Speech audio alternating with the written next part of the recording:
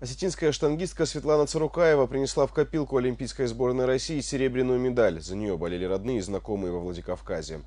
В обычно шумном дворе на улице Московская вечером было непривычно тихо. Взрослые и дети из пятиэтажки, в которой живет Светлана Царукаева, дружно смотрели трансляцию олимпийского турнира штангисток.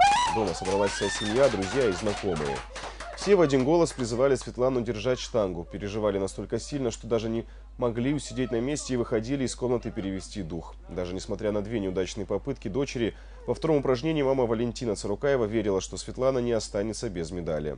И серебряной награде была искренне рада. Кстати, Светлана в секцию тяжелой атлетики пошла втайне от мамы. Об увлечении дочери Валентина Бекзаевна узнала только через месяц.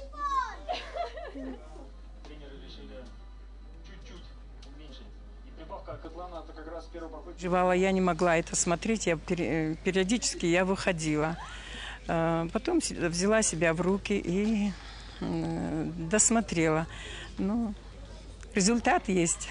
И что вы чувствуете? Я очень счастливая мама. Выступила, в принципе, хорошо. Конечно, надеялись на золото, но получилось так, как получилось. То есть взяла серебро. А легко было смотреть трансляцию? Нет, было нелегко до сих пор. Сейчас как бы в себя еще не могу прийти, очень сильно переживал. Периодически выходил с комнаты, не мог смотреть как бы. Да, прямо сейчас буду звонить, поздравлять. Все-таки второе место тоже хорошо. Буду поздравлять.